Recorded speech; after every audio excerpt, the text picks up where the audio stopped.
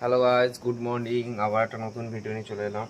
আজকে একটু উঠতে লেট হয়ে গেল, তো আজকে ভোট আছে, ভোট দিতে যাবো। এখন তো যাবো না, সেই সকালের দিকে যাবো, এই দুপুরের দিকে ভোটটা দিয়ে চলে আসবো। তো দাঁতটা চাটা খেয়ে দাঁত মেজে নিয়ে চাটা খেয়ে নিই।